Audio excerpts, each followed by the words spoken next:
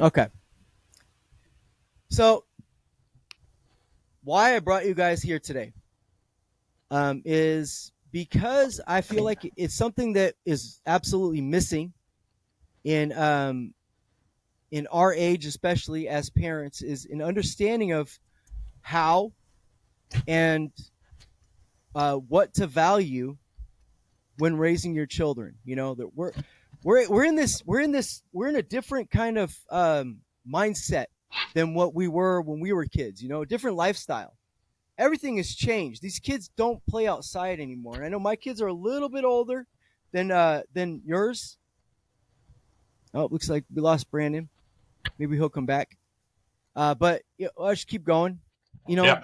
um, my kids are a little older than yours, but I do know that um, you have the same kind of issues, right? The internet is this beast that just takes your children's time, takes their ideas, takes their thoughts, and it absolutely will just poison them. You know, it'll take the things that at one point you felt you're giving these wonderful values, and they turn around and decide, "Shut up, Dad. You don't know what you're talking about." Which I mean, my kids aren't there because I've spent a lot of time with them, but I have heard the kids that do that, and our kids are being influenced by those kids. So, question I have is, I'll start with you, Brandon.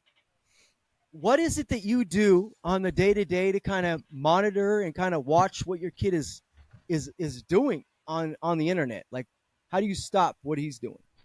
Oh, well, first of all, the child doesn't touch it. The only computer usage he gets And how really old is, is your kid? For oh yeah, oh God, is he 7 or 8? I think he's 7. okay, Yeah, he's 7. seven, Yeah. 7. Well, And it's close so, enough, right? yeah, Like I don't know horseshoes, why I close enough, totally good like enough. forgot on that. Yeah, so 7, and then So he's 7. He's not around friends talking about getting on. He doesn't have people asking. His friends saying, "Hey, my new phone, this and that," and he goes to Dad and he says, "Hey, Dad, I want to go on YouTube to look up." through like Apple TV or Dish Network, and then sometimes I'll show stuff on like my phone, but I don't give him a phone. My whole rule is he doesn't get a phone until he's 18 or if he pays for it himself. Mm-hmm. And that's been a thing that him and his mother and I have That's a good agreed rule. upon. Okay, what's your point on this, Mr. Hunter? Well, for me, again, it's kind of like an inevitable thing, and you just have to, raise them right from even before touching electronics. So luckily, my eldest, I think it helped that my wife, didn't work at the time, was raising her. So Yeah. she's really into reading books and doesn't do a lot of the social media, but she's texting now, and her friends do social media. And yeah, there's already been some that are kind of a Right. little creepy, like they check out my page or my wife's and like are making comments, and so it's like, Oh it's a wow. So the little kids weird. are checking. The You know, kids are texting your or giving you messages on whatever Facebook or oh no, they didn't Instagram comment, or but it's whatever. just like it's almost like an invasion of privacy a little bit. Oh yeah, So big I time. I did make those accounts private, but it's just it's just odd. Why would kids be looking out for that? Right. I don't know, do they like my kid or what's going on? You start having questions, and the room is shut more than you'd like, but luckily, like I said, my wife raised her well, and I was able to Right. also help along. And then, yeah, she's been a great big sister to her younger one, which I think has helped her mature Yeah. more. So, That's yeah, there's nothing that'll teach your child better than starting with the first one, yeah, getting them set, and then the second one follows suit. There's nothing better than that. I have 4, and I'm telling you, the first one he took after the other ones that didn't do so well. But my daughter, she picked up everything and was on top of it. Now I kind of rode the wave as the internet was brand new into my household. It was brand new, so I was, my kids, I think, were some of the first generation to like A to B from being born to like now being able to jump on the internet at any time and do whatever they want. So that was a process for me, because to me, you limit the amount of time that they're doing anything. They shouldn't be doing anything for a certain amount of time. Anything. If they're drawing in circles in this in their room or whatever, hey, let's take an hour doing that and let's try something else, because your child needs to be well rounded. They need to be able to figure out what's going on outside. They need to be able to handle themselves in certain situations. And Brandon at 7 is hard to see what the future holds, but I'll tell you, it's very hard. If that's the decision you're going to make, with it being no, it's a very hard line, and you got to watch, because personally, I was told no. I don't know about you guys. When you're told no, depending on how the no is told to you, that makes you more inquisitive, right? It makes me want to go after it more, which that led me down some paths that weren't so good. Hey, you're going to do this, you're going to behave this way, and there's no explanations or rules behind it. You kind of rebel. Uh, When it comes down to the point where your kids are going to do it anyway, what are your thoughts? How are you going to stop that? Oh. How are you going to, like, when your son decides, well, Dad, you're going to tell me no, but my next door neighbor over here, when I go play at her house, it's okay. Or I've learned that you guys kind of live off the grid a little bit, right? Yeah, I had. And speaking of internet, I had to really like upgrade our internet, and this is the best internet we've had, being out in the rural area. So I'm pretty proud about that. I have learned a lot of trial and error and taking advice from my own father on this particular item, and he says one thing that very simplifies it for me, and that you got to lead by example. Whatever he's going to do, he's going to watch me, so I got to make sure that I'm on my best behavior. It basically just comes down to the parent has to set the example. I think I think that a lot of morals, things like that, like a good foundation, because if I let my kid do what he wants to an extent, but if he falls, then okay, well then he's going to learn from it. I can't shelter him the entire time, as parents have done with this generation, and the I've seen these bubble kids, as I like to call them. They're just so sheltered. A lot of parents say that they don't take their kids outside anymore. They don't let them play outside anymore. But they let them go on the internet, and chances are of me meeting some creep or going upon some site that they shouldn't be on, or just being addicted to like the screens. One of the reasons they had, and I got to dive more into this when I study it more, but this is like the most depressed generation of our lifetime right here, this real young generation here, and they're just all addicted to the screens and being manipulated by algorithms and whatever, and it's hard enough for being a parent being addicted to screens as well, especially when you are in like an internet business, or you're doing like involved in the gig economy or what have you. But like, it just all comes down to setting the tone, and if you set it right, I think the kid will comply. If you have an unruly kid, well, it's probably the parents' fault. Probably, not saying it's fully, but probably. I think you said. I think you mentioned something that I'd like to hit on, though. Okay, how addicted are our kids to these things? Now, at school, my kid's on the computer. That's part of the mandatory process. They get to school, they open up their computers, they type on it, they do other things, they play games, all those kinds of things. But we're still talking about the same LED lighting, the same kind of screen colors, the same kind of energy coming off of that screen into her eyes, How addicted are these kids? I seen them during COVID, where you watch some of these families, and there'll be that one kid in the whole the 4 or 5 screens that they're all there. The one kid screaming his brains off, looking at the thing. The teacher's saying, "Hey, calm down," and he starts screaming and running away, and then running back. And so they got to stop everything that they're doing because the boy over here decided he doesn't give a shit no more. The lockdowns failed a lot of people in a lot of different ways. I mean, heck, suicides, domestic violence, alcoholism, all that shit go up, you know. But they had to slow down the spread, right?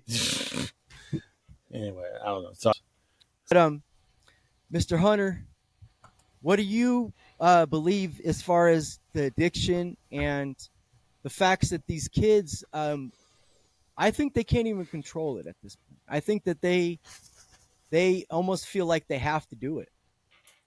Well, yeah, it's very prevalent in society. I mean, that's how kids communicate through texting and yeah, it's just basically texting and they're checking all their social medias, but it's still as controlled as the parent makes it be.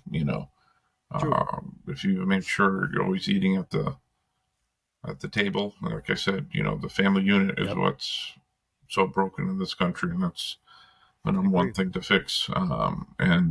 Basically, yeah, if you're not allowing cell phones during dinner time and you actually talk about what's going on, it's huge. But you also, like Brandon said, you have to be the example. You can't be on the phone also, 20 hours and expecting your kids to True. just be like 20 minutes. So always setting the example, Yeah. being the leader of the house. That's the key, and I also faith, uh, So Catholicism. faith definitely plays a Oh, role yeah. in your house. Yeah. And if you can instill that, and even if maybe they're not as church going, etc., but as long as they're a loving person and caring, they care about humanity and they care about, they want to talk serious things and do serious things, volunteer, getting out there, helping the local community. That's the key, Oh, I agree. talk about I agree. politics, but that's number one, helping our local community and doing all the necessary steps to, create an area around us that our kids can lead in the future. A little better. Part of where I'm at right now, a big part of it is there is a big mix, and it's illegal aliens, and then it's rich kids, and that includes all kinds of everything in between that, right? But that's the majority of what goes on into that classroom, and I've been in the classroom because I have time to do those things, so I volunteer quite a bit of time to do those things. Now, when I'm in there and you realize half the kids are speaking Spanish and they're not responding to the teacher when the teacher says something, the kid turns around to the next kid, starts speaking Spanish, and now who gives a shit what the teacher's saying? What I'm saying to my friend is more important, and she doesn't know what the hell I'm saying. So therefore, we can have our conversation and F for everybody else. Well, my daughter sits there, doesn't know Spanish, and feels lost and feels confused, gets her feelings hurt. And then there's a strong line now. My daughter's friends versus all the kids that speak Spanish. And it's definitely a line. And I happened to notice it because I was there in the classroom. Now let's think about the classrooms that you're not in. The kids the parents that don't have the time to go see these things, because I guarantee they're going on. This is one of the richest, nicest areas around. School systems are pretty decent. So if it's going on here, it's going on everywhere else. What degree do you think that plays in your child learning? Not only learning, but how they interact with other people.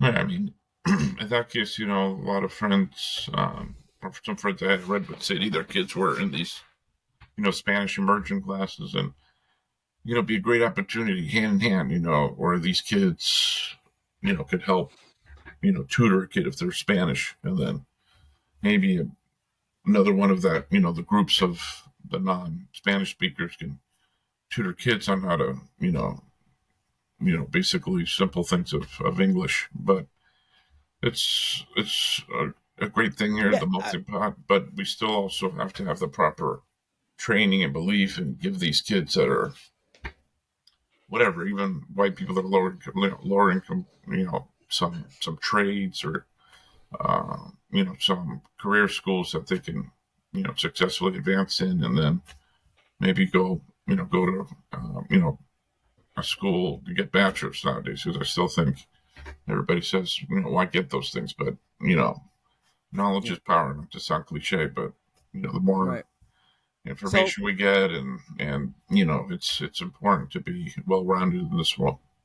So Brandon, let me ask you the same question. I'm pretty sure you're going to have a different reply, just because I know you.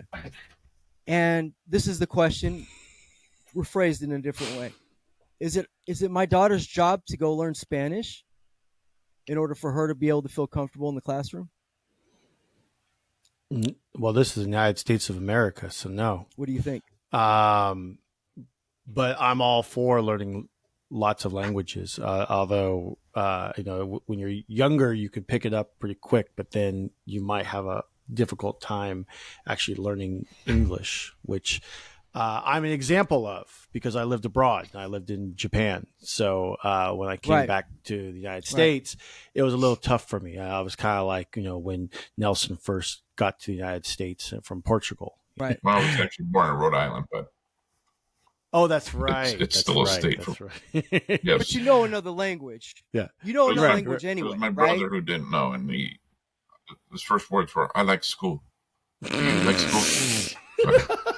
Now, I'm sorry. Do you guys speak? Hey, do you guys speak Portuguese at home, or do you guys speak English? Oh, with all my the time parents, when you're Portuguese. young. Yeah, it's all when Portuguese. you're young. Oh yeah, my parents were, nor my daughters learned. Yeah. This wait, real quick. Go ahead. This guy would be in my front seat. We were in college at the time, and I'm driving him, and he's talking to his parents, and he's like, "No, and I'm like, "Oh wow, I never knew Portuguese sounded like that." It was that perfect Portuguese there, Nelson. No, what it you sounded think? Bulgarian to me, but that's another day. It's another That's day. another day, another dime, huh? But I still haven't answered the whole question yet. I want to throw it right back on you, David, and find out what you're doing in order to better the situation. Because if you're not liking the situation, what's going on in class? My biggest it was a harsh realization. Let me just tell you that, because you think that they're handling it in a certain way. You would think, oh, okay, well, they're planning for that. Okay, well, they're recognizing it. They're not. The schools aren't doing anything. And let me tell you this, like I said, the school over here is not in the hood here. We're speaking one of the highest amount of income per capita in almost all of California is right over here in Marin County. Okay. Now, they're not doing anything because they believe we cater to these people. We cater to people that don't speak it. I watched it firsthand, and the issue is not the Spanish so much. It's the leaning on another language and leaning on an excuse for why they don't give a shit or why they don't want to pay attention. So if you were given a quick, easy opportunity to say, I don't care about something and I'm not going to pay attention, and you could just say, well, I speak Spanish and I don't understand. How easy is that? Very, very easy. Okay, well, we won't give you this page of homework now. We'll give you this page of homework. Their grades are the same as my daughter, who read 30 books this year, right? This child is suffering later on. He's not going to pass the next grade. Or if he does pass the next grade, it's the same process. Push him along. And all you do is do that until they get to high school. And then you know what they do in high school? They take the kids that want to learn, that want to do well, and they give them special classes. They give them the AR classes. They give them the college prep classes. And then they go do that. That's what my daughter did almost all AR classes or college prep classes. Now, that's great for her. That's wonderful. But she's still graduating at the same level as all these other kids. Now, if we want to make something fair, well, that's not fair. That's not fair to that kid. Right. which I keep a sharp eye on, because these public schools and even some of these private schools, but definitely these public schools are like pretty much indoctrination camps when it comes from the federal government. Studies show that like parents who are very involved tend to have their kids do well in school. The other options, obviously, is you can take your kid out of public school and put it in private school. If you can't afford private school, well, then the uptick is going in the latest trend, which is doing homeschooling. And according to the Mercury News and a bunch of other California sources, it says since the pandemic, a 70% increase in the number of California kids being homeschooled in the state of California. And that's something that I have on reserve that I'm ready to do because I've been homeschooling my kid since, well, he was a baby, really. In fact, we still do homeschooling as part of the curriculum before he even goes to school every day. Every day, like in fact, I'm in our home office and we have his desk right here, and we go over math and English, and we read at night too. It's important. Right. That's very good. That's very good. But for people like Nelson, you're working. You don't have time. I'm sure your wife probably does what she can, but when you have more than one kid, also it's a struggle. So in that same state of mind, what is it that you can do to make sure your child's prepared? Because also, here's the other thought too. Doing a homeschooling, to me, it feels like you lose something, and it ain't the educational part of it yet. They're going to get the educational part, and I know even some of these homeschools have dances and they have events where they meet at, and that's cute, that's wonderful. But on a daily routine, dealing with the bully, dealing with some shit that makes you a better man, or you learn how to deal with things in life. Those are what things that you learn in school, right? In a protective atmosphere where you're not going to get killed, hopefully, as long as you're not going to that school that has that kind of shit going on. So to me, it's very hard to decide to homeschool your child unless A, you're a teacher, and B, you have all the right tools for it, which I know I don't. And also, I feel like you lose something. Where do you stand on that, Mr. Hunter? Well, I mean, for me, so even going back to your prior question about I was English was not my first language, so I had to do ESL classes, along with my my English classes. So did that for a few years, but I think that made me hungry, but I had to work harder. And of course, people that English was their native, their first language, but it made me want to excel and do more. And I think in those schools, they need to have stronger ESL programs. And yeah, it is, of course, our country, English is the language, but it's also great. Like, Gino said a while back, to learn so many languages so we can know different cultures and learn how they're doing things well or not well. But for me, I just, keep my kid open to all different, races and cultures and food, and we talk about it, and we have all different, types of friends of all ethnicities. But I really try to, give her the confidence and trust and to do the right things. She's not always perfect, but she's damn pretty close. And I could see changes already in my little one, because it's definitely more of a generation with phones and social media. So we have to treat it a little differently. Be still there for our kids and our needs. But how cool would it be if your daughter's like the first one to be like F this, let's get or it sounded like maybe it was in the past, but like F this, let's try to reach out and try to learn Spanish, and maybe we could teach these kids. It's not their jobs. It really is the teachers and administration, but it always takes that little step in life, right? We always drive by, when the cops are there, but are we the one that made that call, or the one that stopped over if somebody needed an emergency? So those are things that teaching people to be a well-rounded person, and the rest will take Right. effect. Of course. Of course. Now, here's a big question. I'll just get into it. Okay. A couple things, but let's just say this. All right.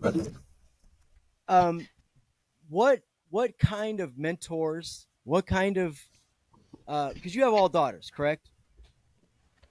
Right. Yeah. Hunter, you have all daughters. You have three, right? Three daughters. Um, now, what is it that you hope to kind of allow them to get into? Like, what is it? What is the mentorship process with your house? Is it from your wife? Is it from outside friends? Is she going to other kinds of extracurriculars? Is she playing sports, things like that? Because I feel like that is probably for boys, especially.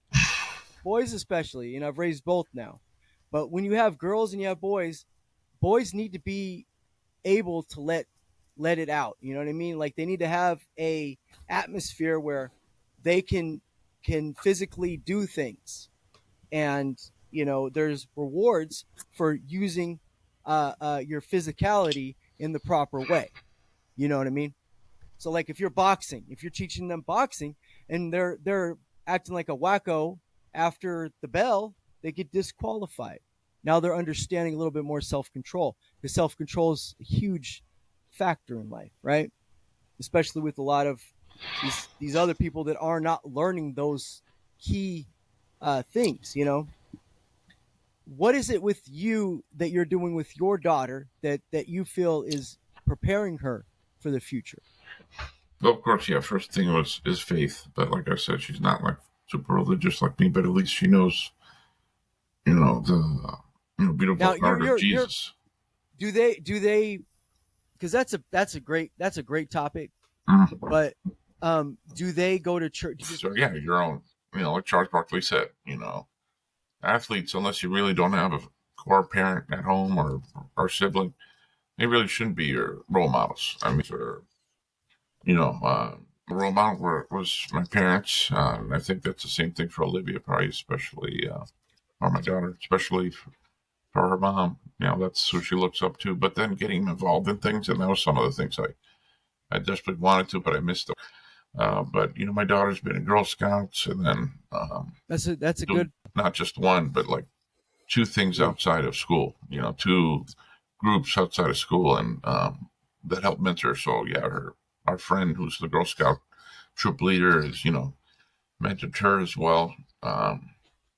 And her her grandmas. She got, I think, a lot of the cooking. She loves to cook and loves to bake. So that was probably from my wife and my mother-in-law, and my mom. So making sure you're still hold true to your culture too. Now she's wanting to learn Portuguese and be more involved, and you can't. That's You can't pressure. beautiful. The more and more you pressure kids, even from Right. right down to like body training all the way to driving. Right. The more you pressure them, the more stress and harm they can Yeah. do. True. Now, Brandon, you're kind of in the same boat as me, which let me just say it's better to have one good parent than it is to have two shitty ones. Let's be clear. And if you're not getting Yeah. along with somebody, I by no means say stay together, as long as you've exhausted every option. Okay. If we've exhausted every option, you've tried everything. This is how I feel about it personally. Everybody has their own opinions. That's fine. But I realize now, looking at my household and knowing that there is no feminine energy in my household, it's just me trying to play both roles, that my daughters are missing something, and I can see it. I can see it clear as day. They're missing something, and now I've made try to make those things up by putting them into places where I know there's going to be that energy, that ability for her to talk to a woman, and ask her questions, whatever it is, like Girl Scouts, like dance, things like that. Brandon, do you notice that difference like I am, or is it since you have a son, do you feel like maybe you don't need that yet? Uh, I've been playing both roles since the inception. Or the catalyst of my kid's life. But at the same time, the mother has been there from time to time. So it kind of came natural to me after a short while. But to there isn't too much, because in the situation, there is a female figure. Like, he has his mom. He goes, in fact, most of the summer he's been at his mom's. And then when he's home, my mom lives with us. So, he has a figure there. However, we're seeing in society that, like, there's all this, like, single motherhood, right? Like, it's been going on for, like, what, 30 or 40 years, like, just this increase, just more and more single mothers, and the fathers aren't in the picture, or we're finding out that the fathers do want to be in the picture, but things like the law get in the way, and then the mother has more access, or something happens, right? But we're finding out that the father, if to answer your question, the father, if you had to choose, you're actually in a better position. The father figure, especially for both men and or young men and young women, the man being, or the young man being, in the sense that, like, they have a masculine figure to look to, that can teach them and kind of if they need to be checked and put in place. Plus, there's, like, studies that show that they're if they're with a single mother, they're more likely to use drugs, more likely to be gay. And then with a daughter, the daughter needs to see a man figure in her life. She needs to see what it looks like. Right. She needs to see what it looks like. She needs to see what a good human is, or what a good man is, or somebody that actually cares about her, not somebody that just wants to fuck her. Right. And that's going to help, right, her in her. That's a simple way of saying it. Right. That's right. That's going to help her in her relationships going forward. So if there's a strong male figure in the house, particularly the father, and she respects him and loves him, then there's going to be a better chance that she picks an ideal mate later on in life than if there's no father figure, or the father figure is barely there, or the father figure is just bad. For sure. And that makes, I mean, that's, some of these parents are like, oh, well, there's no dad around here. But if the dad's in jail and he's doing bad, maybe it's better he's not around.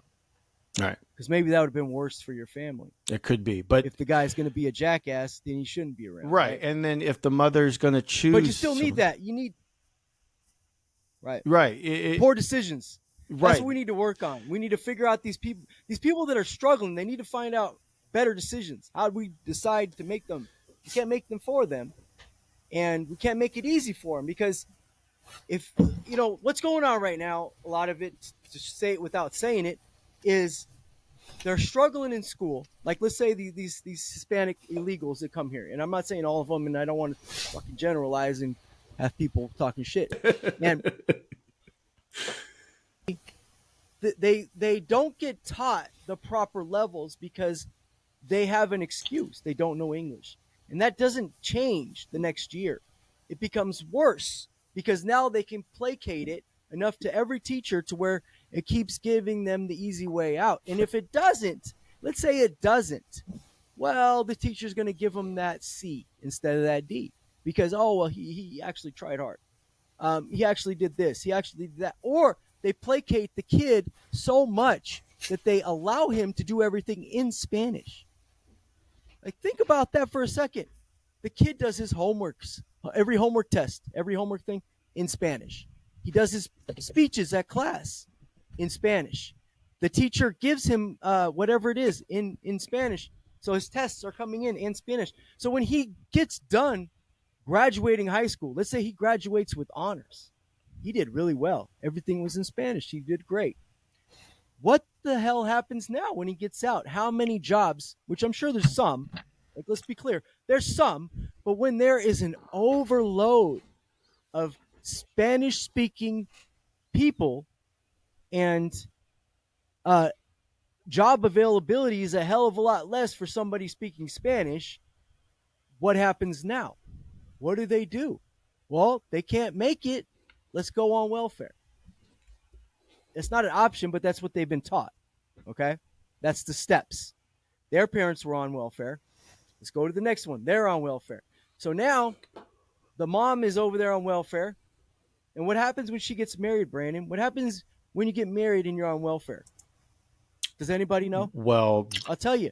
there is They get kicked out of the house. right. They no longer get the house with the government assets because now your income has increased. Even though it's the right thing to do and it's the proper thing to do, it's now unstable because the father has an unstable job, maybe, or maybe he's just an unstable human being. So he gets in with this woman. The woman decides to take that chance. She, gets off of welfare, and then what happens? It is absolutely is a system, and I don't think it's left or right. I really. But yeah, there's a system involved in this government that is perpetuating this Right. kind of, and it's been doing this for a long time. And there's been times when gaps when Americans weren't getting involved with the dependence on social, the safety net. I want to give you guys what I went through this year. Okay, an event that I went through, and I want your both honest opinion and how you would have handled it as a father to your children. Okay, so last oh, look at that guy. That's Mr. Hunter, ain't it? Oh, Say my hello. bad. Say I hello, misgendered Kimber it, Walker, right? Texas Ranger. That's her full name. Hey, But she Hey. goes by Kimba. Kimba. Again, that shows you that I love all races. I wanted to make that all of our differences. But it's a white Yeah. I'm dog. making sure that Liberal for life, I baby. edit this out. So if you sounded like you're a good guy, I'm taking that out. So you know, I'm gonna make sure you come off like just a horrible person. So, anyways, here's Don't the got half case. of that. But, Okay, let's good. Brandon heard. That's all. That's what matters. So ultimately, this is what I went through. Okay, towards the end of the year, I go in there for some kind of presentation. The teacher asked me if I could come there and help. So I go there and help. And as I'm walking to class, there's like rainbows everywhere. And I'm thinking to myself at first, maybe it's like summer's coming, right? Very fucking naive. Very naive. And then I start looking, the doors are open. You remember when you're towards the summer, you guys would have the doors open at class, and all your pictures and crap that you had on the wall would be, right there, and as you walk by, you'd see them, right?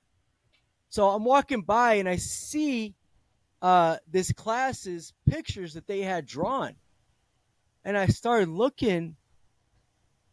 What the fuck is this? And I start looking a little closer, and it's like two guys holding each other like stick figure shit. These are young kids, second grade. Stick figures. Guys like touching each other's hands, holding them up in the air. Looks like they're kissing. And on the top it says, love everybody or love who you want and all this stuff. And I sat there for about 10 minutes thinking, am I fucking really seeing this? Is this for real? Like, are we really doing this? And it hit me on two ways. Okay, the first way was, what the fuck are we teaching these kids? Why are we concerned about that? Why? Can anybody tell me? The second thing that I came to the understanding is, if you view these kinds of things as absolutely nature's will, as something that is very normal, correct? You're going to feel like it's something that should be taught because it's natural. Maybe, right? Now, that's what I came across. Seeing these things, I went and found out that was the gay teacher that absolutely looked like a gay teacher. Okay? And you could see her carpool lane stuff, and she's out there and she just looks, oh, shouldn't. I don't feel like this is something kids this young should deal with. Later on in life, high school, maybe, but not like that. They should have the options of whatever. I don't know, but it actually kind of sideswiped me, and then you find out that there's actually rules within the California law that states that they are not only allowed to use and speak about the LGBTQ plus Divided sign. People, but they are absolutely have to.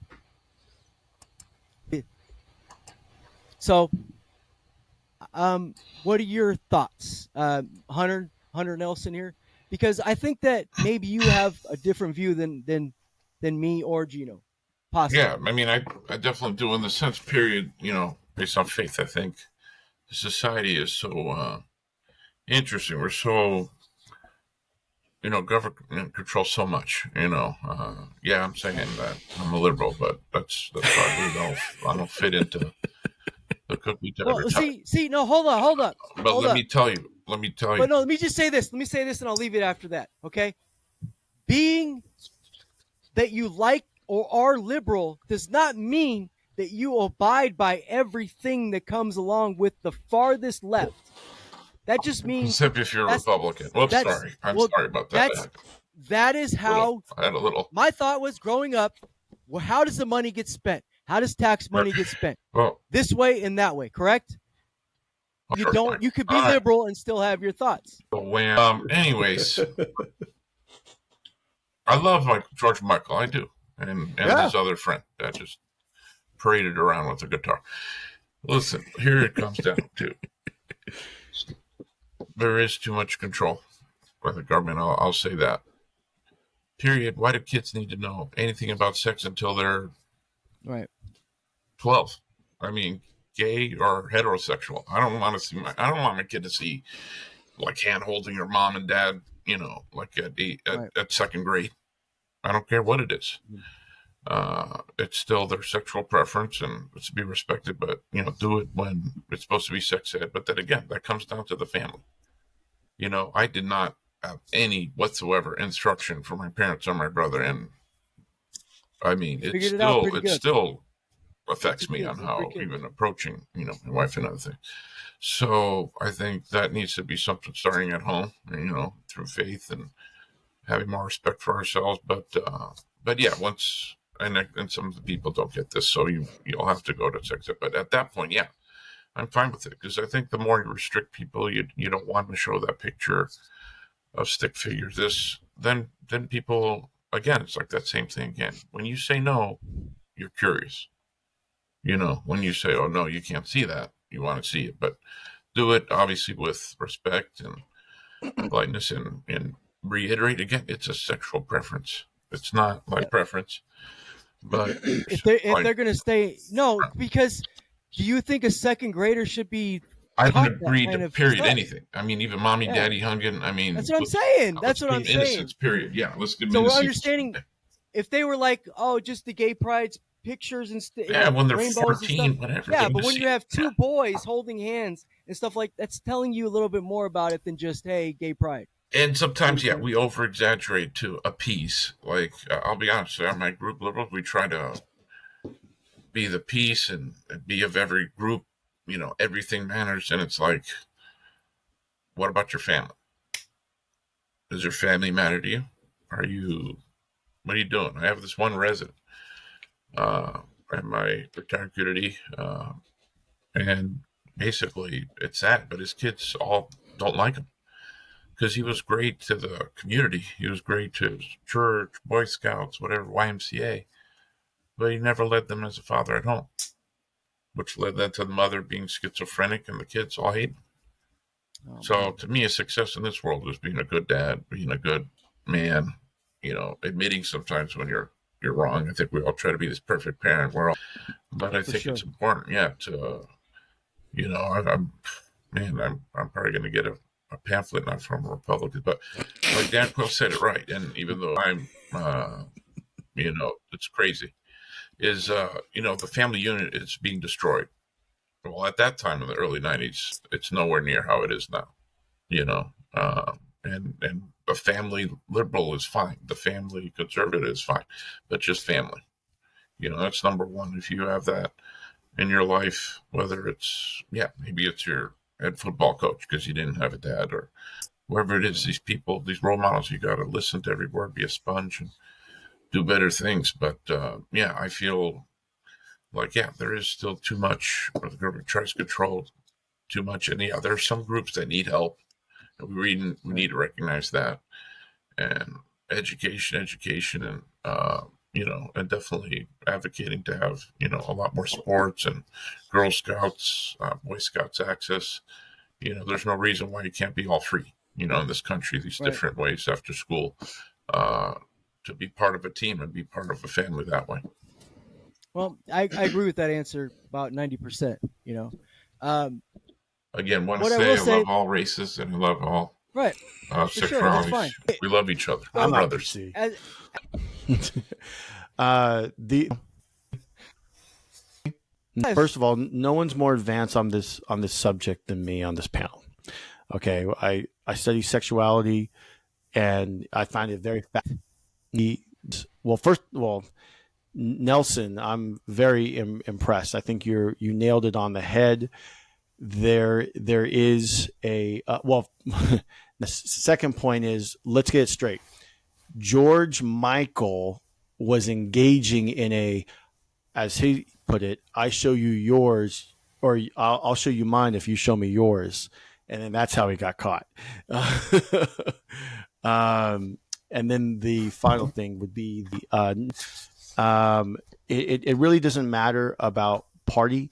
The family is being destroyed. I mean, heck, you know, of a male and a female, you know, traditional family, and that's just the thing with, you know, and all when it does come down to party, that the problem is that voting in all these leftists, because the I've noticed that Democrat voters tend to stick with their party lines regardless, because of things like virtue signaling. No one wants to be called a racist. No one wants to be called a homophobe. Now no one wants to be called a transphobe. If you love your kids and you don't want them indoctrinated into, I mean, look, this is just pure evil. This is just pure evil. You should take them out of that school, because it's going to continue to go more and more. Or if you don't, then what can happen is that you can fight it in the school board, which is what a lot of parents have been doing around the whole country, and they've been winning. And you got to go in and take back your schools, and if you don't, then you got to take them out, and you got to put them in somewhere else, or you homeschool them. Other than that, they're just going to be indoctrinated and be sexed and what's called grooming at a young age, which we didn't have that. So why should they have that? Doesn't make any sense. Why is sex ed being pushed onto children as young as kindergarten? Why is it that this whole thing of kids being confused and being told that, like, a girl can be a boy and a boy can be a girl? That wasn't the norm until 5 minutes ago. Now all of a sudden, so I as a parent, you should really consider alternatives, because where you live, especially, and you're near San Francisco, and we all know that San Francisco is nothing but a big shithole, and there used to be that way, and then just over time, it's just gotten worse and worse and worse. You should probably think of alternatives. If I were you, if you really love your kids, like I was. I see what you're saying. And I think, though, also you got to understand the difference between what you hear and what's actually going on, because there's some of that stuff is not actually going on. It's more what one school's doing or what this school. But you doing. just And said it. even like they have this. No. I said that they're talking about Gay Pride Week. Yeah, and that's having enough. these events. That's enough. I know that that's going on. I know that's going on. So when I spoke, I agree. So I spoke to my daughter's teacher, who is a really good teacher. Number one, like she's a great teacher. I went to her and asked her about that scenario, and she explained what they're doing, and it bothered me only like a couple things bothered me. Number one, that we're not being told. You're not Right. getting notes in the You home. won't be. You're not being told about these things, and that's one. Number two, is we should have that option, and we should actually not only have that option, but we should be able to opt out. Right, but you And won't. it should be, hey, my kids don't want to hear this crap.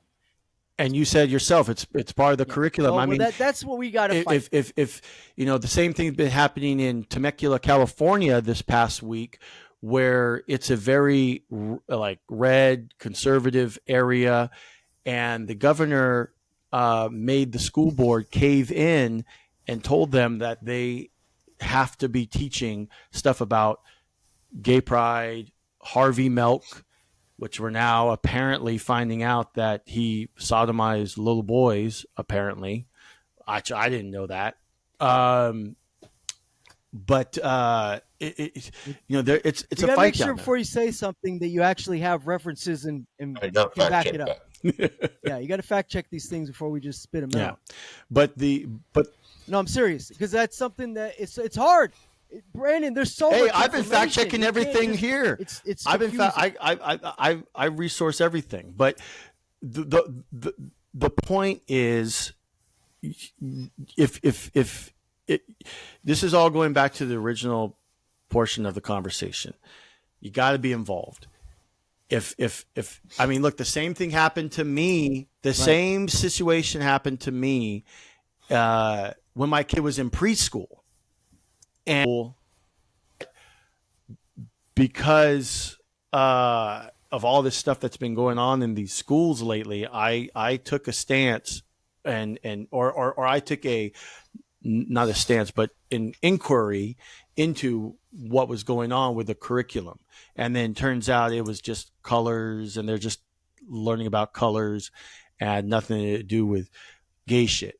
You know what I mean? So Right. So I got yeah. you. I got you. Have you seen this? I don't know if you could see it up on your website or not, but I'm trying to share it. It's the ethnic studies model that's going on also, Oh, yeah, I don't see anything. and I don't know if you heard this or understand what it is. Oh, I just saw. So basically, what this critical race theory is that they want to start implementing is that some races are systematically behind the eight ball, right? That there's nothing that child can do about it. That it's because his parents were slave, or his great grandparent could have been that he is now unable to deal with things. So we have to teach them a different way because he's at a disadvantage, right? Right. To me, this is not helping anything by any means. What you're doing instead is teaching your kids to recognize a difference right away between that kid and that kid and that kid. So your insecurity is now being pushed onto your children. The second thing that you're doing is you're saying, hey, you can't do it unless the system helps you. You can't do it. I'm sorry. It's because of your race. Your race says you're not able to do it, and I'm sorry. That's the end of that chapter. Have you? I know you've heard of this, Brandon. Have you heard of this, Nelson? The critical race theory I heard, but I don't know much about it. I just heard, Well, it's something that's not pushed in every school. It's the white man system is holding you down. That's as simple as it gets, right? Well, it's a little bit more than And that. You, as a ethnic, it is. But I'm trying to get to the very actual basis of it, Right. and what we're actually fighting. Right. Fighting this idea that you can't do it unless. Okay. So this is This doesn't belong in California. You know why it doesn't belong in California? Because I grew up in Milpitas. Let's just say Milpitas, because Milpitas is pretty much all of Bay Area, kind of, right? Like a little more than others, but I grew up with 2 white kids in my entire school. Okay? Now, go to Oakland. What's the greatest thing in Oakland? Black, correct? Let's go to name a place in California that is so heavily populated by white people that we need this curriculum. Besides the Christian schools. Well, Can what anybody it's name one? no, it can't. Sacramento? But what the irony is Right. in this type of curriculum, it's telling black people that they are not good enough and that white people are better than them. Right. When you really look at it and really dive into it. Systematically. Yeah. Right. And which is, that's what's that going to do for your child?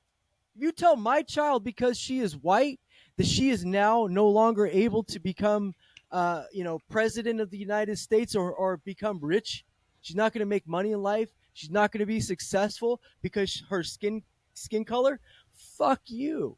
My daughter's going to make it because you're saying she can't. And I hope to God that somebody in this ethnic, relations here can say, hey, fuck this. This is not helping. All it's doing is causing more division. Do you have a different view on this, That's what they Nelson? want.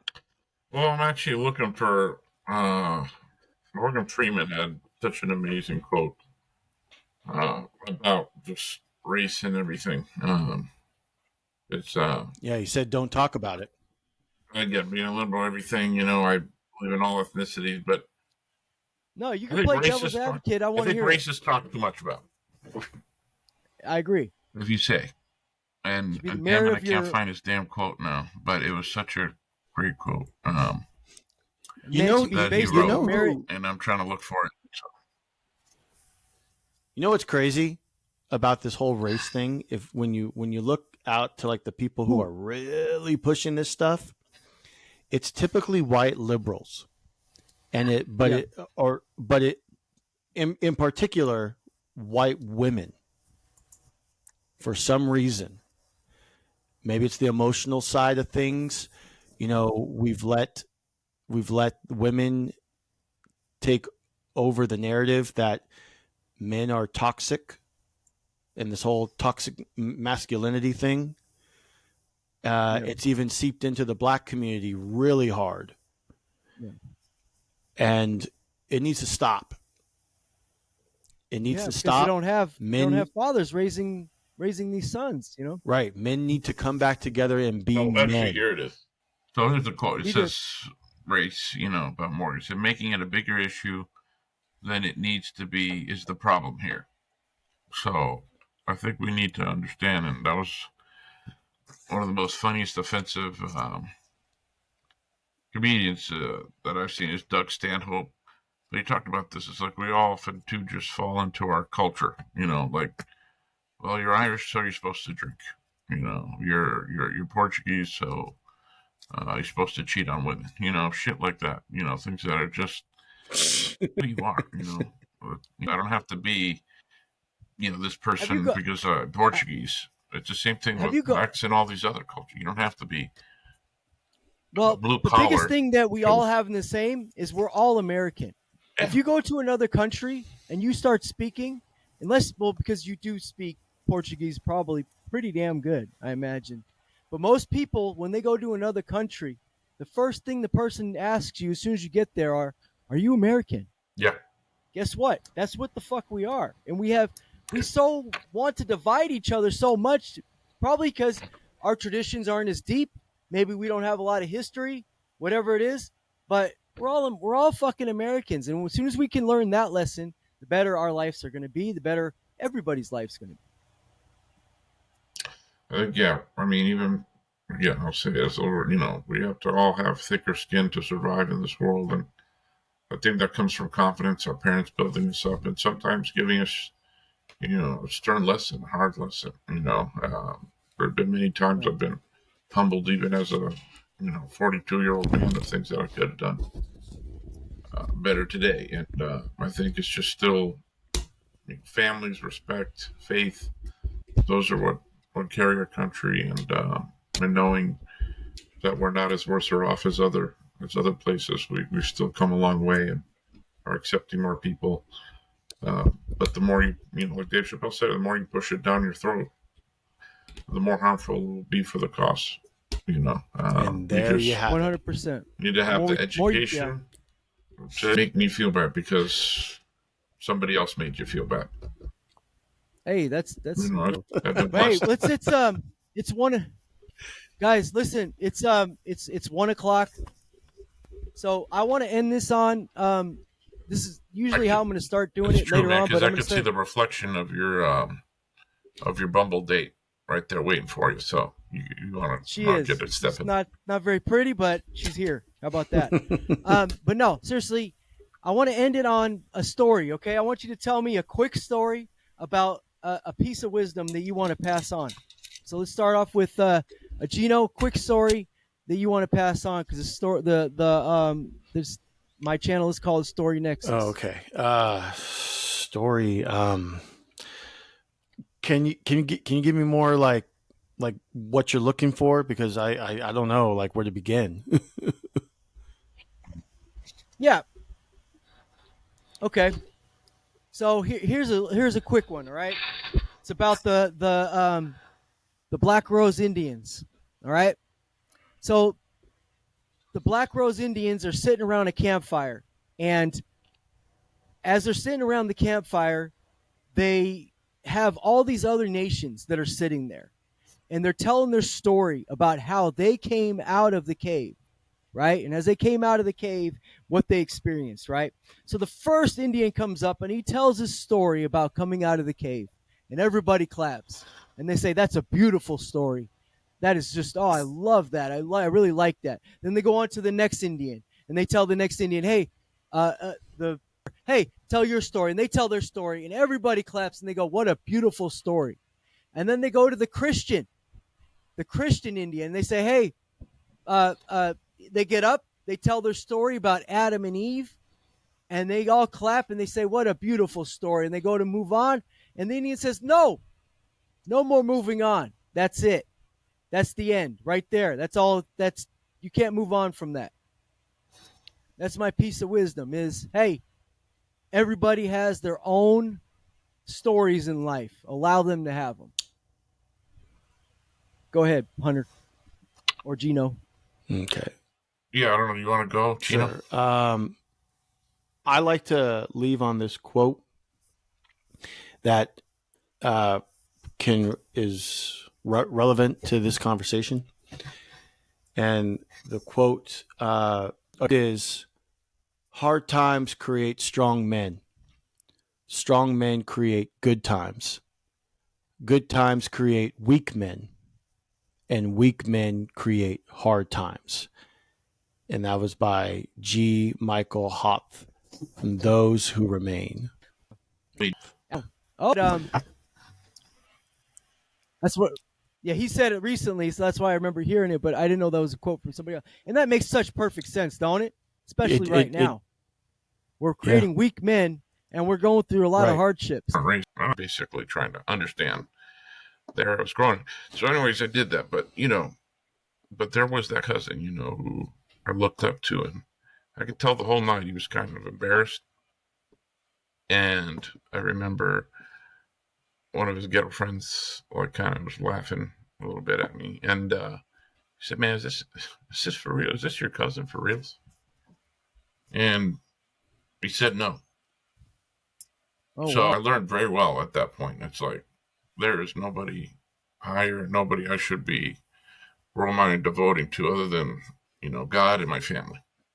That's when I really started to be close to my brother, who was also out here, and we basically came to, be closer to him.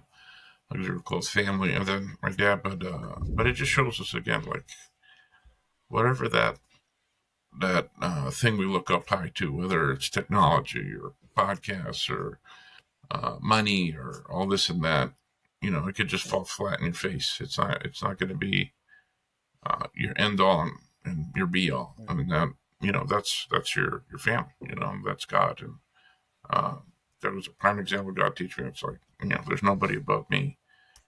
Only thing that's close is your family. And I think we just need to realize that. We need to not, Right. LeBron James or whatever whatever it is,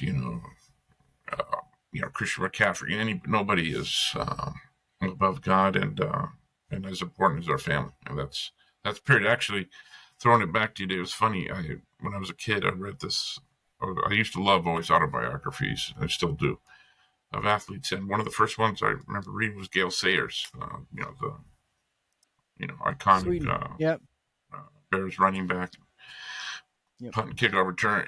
In the beginning, it said the things I love the most and I respect the most, and you put number one God and number two family. And I remember at that point, what the hell is that?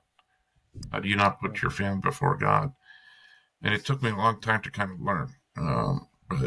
But that's what it is. No matter what you believe in and have faith, stay true to it. And there's a whole playbook of how we need to live our lives through that.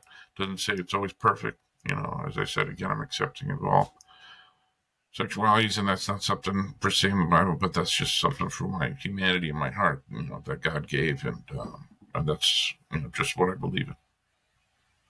Yeah, that was a great story there, Nelly. I think that was very important to say too, because it's so true. It seems like God's message is more important now than it's ever been. Amen. And it seems like everybody wants to look at it like it's such an old idea, but my goodness, it is something that is so relevant to right now. And if you guys ever get a chance to look at what's that guy's name? Jason? Is it Jason? Not Jason. Peterson. Jordan Peterson. What's that guy's name? Jordan What I'm talking Peterson. about? Brandon. I know Brandon knows. Jordan Peterson. Jordan Peterson did. He's doing a round table where they're talking Exodus. about the Bible, like stories and like the beginning of the Bible and all that kind of stuff. Oh my God, Exodus, yeah. Oh, beautiful. It was a beautiful, something I highly suggest you guys take a look at. And you know what? This has been great, and I'm going to edit much as I can, and we're going to see what we got out of this. And I'm so glad you guys sat here and we talked, and I hope we get to do it more, because you know what? The reason why I want to do this also is for us as friends and as actually, family, to build us closer. Computers have a way of making everybody feel so separated. I want us to start building each other closer. And the way we could do it is things like this. This message that we put out today, hopefully somebody can hear it and it can enlighten somebody. And if they can, let me help you out. Anybody leaves their name or comments or anything, I'm here for you. And thank you so much. And I appreciate every single one of you. Thank you for having Great us to see on. you, brothers. Love you all. I thought this was a Godspeed. test, by the way. Amen. Can I say one? Brandon, I'm glad you guys threw it up. Was that? This would be a very long test. Go ahead, Brandon. Nelson. 1 second, What do you man. want to Damn say? it, I just forgot it. It's funny because a blonde says it in a joke, I'm sure it was really good. You want to save it for another time? No, man, it's very rare. All right. 1 second. Man, damn, dude. I guess I'm getting too loud. Nothing is, I guess, as important as love and conquer, or as a toast to there's love, honor, and conquer. If you can't Nice. come in her, come on. Oh, Beautiful story, that's buddy. not- Beautiful. After you just And talked children. about God, you got to spit that sucker out there. That's like direct. Yeah. That's Woo! You That's flip that shit toasting. pretty The quick. toasting the night away. It's already 1:15. I gotta make it the That was pink poodle. a great twist there, buddy. All right. Love you Thank all. you. Take care. All right, Godspeed.